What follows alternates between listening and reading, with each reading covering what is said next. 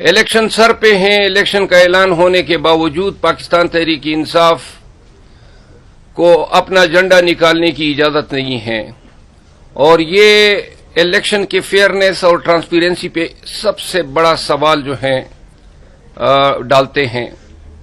ان حالات میں جب پولیٹیکل پولرائزیشن بہت زیادہ ہے اور سیاست عملی طور پہ گالم گلوچ تک پہنچی ہوئی ہے، جب نواز شریف صاحب آئے تو ان حضرت نے 3 دفعہ پاکستان کے وزیر اعظم کی حیثیت سے خدمات انجام دی ہیں. 2 دفعہ وزیر اعلیٰ پنجاب رہے ہیں. پھر 16 ماہ ان کے بھائی صاحب جو ہے وزیر اعظم پاکستان رہے. پاکستان میں ایسی نظیر کسی اور کی نہیں ہے جو اتنے اہم مناصب پہ تقریباً لگ بھگ 40 سال سے پاکستان پہ اقتدار پہ براجمان رہا ہو. ان حالات میں اور عمر کے اس حصے میں یہ ضرور محسوس کی جا رہی تھی کہ شاید نواز شریف صاحب مدبر سیاستدان کا ثبوت دیتے ہوئے ملک کو بچانے کے لیے ملک میں سیاسی اور جمہوری اقدار کو فروغ دینے کے لیے کوئی کردار ادا کریں گے، کیونکہ جب 3 دفعہ وزیر اعظم رہ گئے تو 4تھی دفعہ وزیر اعظم بننا یا یہ خواہش بھی رکھنا جو ہے آپ کے کردار کی صحیح معنوں میں انٹرپریٹیشن کرتا ہے. کیا رہ گیا تھا؟ دولت، عزت، اقتدار.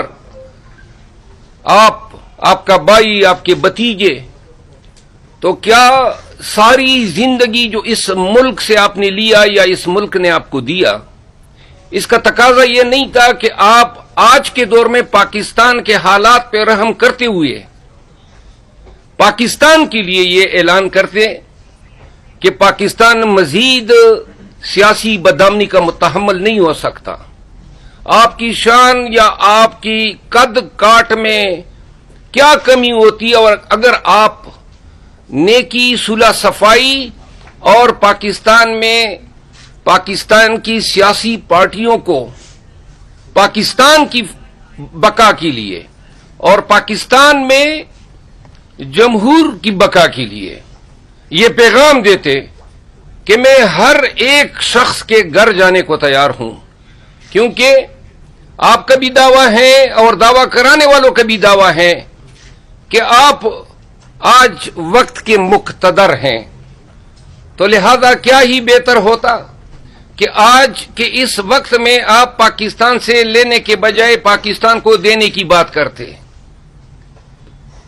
نہ پاکستانیوں نے آپ کو 4تھی دفعہ وزیر اعظم بنانا ہے اور نہ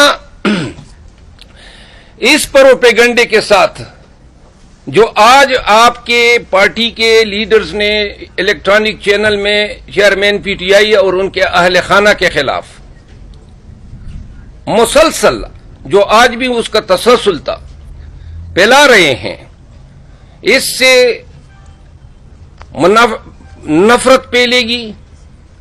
ہم نے خان صاحب کے ساتھ ملاقاتوں کے بعد یہ پیغام دے رہے ہیں کہ شاید یہ الزام تراشی، یہ سخت رویہ، یہ جو آپس میں چپکلش انتہا کو پہنچی ہوئی ہے، کم از کم الیکشن کے دوران جو ہے ہمیں ڈیسنسی کا مظاہرہ کرنا چاہیے. اگر آپ آج یونیلیٹرلی یک طرفہ طور پہ اس شخص پہ جس کی پارٹی کو 9 مئی کے نام پہ کوئی سانس لینے کی اجازت نہیں ہے اور جس کی پارٹی کو جس کو آپ نے جیل میں ڈلوایا ہوا ہے اور خود جو ہیں آپ کنوکٹ ہونے کے باوجود دندناتے پھر رہے ہیں. آج کی اس پریس کانفرنس میں یہ کہہ سکتا ہوں کہ 16 ماہ میں جو اسلحہ سکینڈل ہوا ہے، اسلحہ لائسنسز کا، چینی کے کارٹلائزیشن کا سکینڈل ہوا اور 11 جو سکیمز ہیں جو فی الوقت جس کی کمپلینٹس نیب کے پاس ہیں لیکن ابھی تک پاکستانیوں کے ساتھ شیئر نہیں کیے جا رہے ہیں. لیکن وقت آنے کے ساتھ ساتھ یہ چیزیں خود تشت بام ہوں گی کہ ان 16 ماہ میں کس طرح لیڈران نے اور ان کے بیٹوں نے پاکستانی خزانے اور پاکستانیوں کے وسائل پہ کس طرح لوٹ مار جاری رکھی. آئندہ کے پریس کانفرنس میں 16 ماہ کی جو ان کی کارکردگی رہی ہے اور جہاں جہاں پہ میرٹ کا قتل عام کیا گیا ہے، جہاں جہاں پہ دنیاوی مقاصد کے لیے اور ایکسٹرنل کنسیڈریشن کے لیے ایگریمنٹس دیے گئے ہیں، بالخصوص ایسے اداروں میں جس طرح کے ایک مثال میں آپ کو دے دیتا ہوں. ایک اندازے کے مطابق 4 ماہ میں 11,000 سے زیادہ کلاشنکوف کے لائسنسز جاری کیے گئے. 4 ماہ میں 11,000 سے، اور فی لائسنس جو ہے مارکیٹ میں 5 لاکھ روپے جو ہیں کلیکٹ کیے گئے.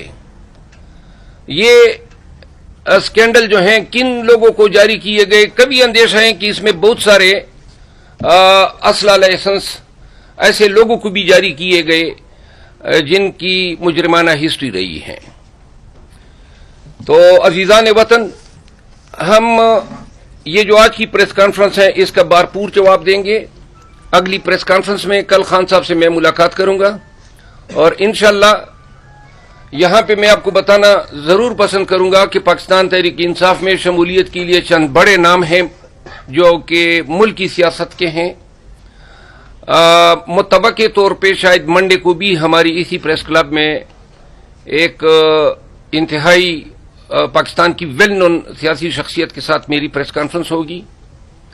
اس کے علاوہ کے پی میں بہت سارے سیاسی عمائدین نے ہم سے رابطہ کیا ہے، وہ بھی شامل ہو رہے ہیں انشاءاللہ. لوگ جوک در جوک بلوچستان، پنجاب، سندھ میں پاکستان تحریک انصاف میں شمولیت کا آغاز کر رہے ہیں اگلے ہفتے سے، اور اس کے بعد والے ایام میں ہم آپ کے ساتھ شیئر کرتے. وہ دن گئے آپ ایک پریس کانفرنس کروائیں گے پی ٹی آئی سے، 10 پریس کانفرنس ہم کروائیں گے ان لوگوں کی جو پی ٹی آئی میں شمولیت اختیار کر رہے ہیں، اور ایسی پارٹیوں کو چھوڑ رہے ہیں جس طرح نون ہے، جے یو آئی ہے یا پاکستان پیپلز پارٹی ہے.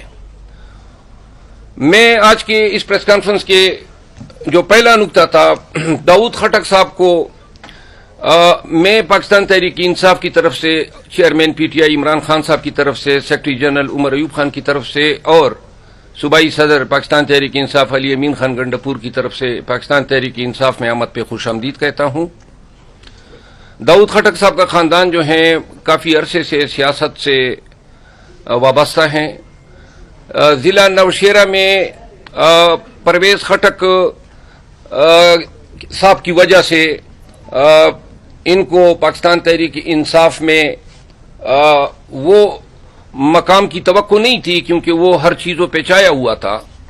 تو لہذا ان کے جانے کے بعد کے پی میں اور بالخصوص پشاور ڈویژن میں وہ لوگ جو پرویز خٹک صاحب کی سیاست کی وجہ سے پاکستان تحریک انصاف سے دور تھے، وہ اب پاکستان تحریک انصاف کے قریب آئے ہیں. داؤد خٹک صاحب جو ہیں پاکستان تحریک انصاف میں غیر مشروط طور پہ شمولیت کا اعلان کر رہے ہیں. میں مائک تھوڑی دیر کے لیے ان کو دوں گا تاکہ وہ اپنے خیالات کا اظہار کر سکے. جناب داؤد خٹک صاحب. بس ٹھیک ہے. پریس کے ساتھیوں السلام علیکم. تھوڑا اونچی آواز. بس ٹھیک ہے. یہ آواز ٹھیک ہے. ہاں جی جی یہ والا ہاں یہ ٹھیک ہے. بس اس میں بولے سر. اچھا اب ٹھیک ہے آواز. اچھا میرا تو بیسیکلی یہ تحریک انصاف میں آنے کا جو فیصلہ ہے وہ خان صاحب کی جو جدوجہد ہے اس کو دیکھتے ہوئے ان کا ساتھ دینے کے لیے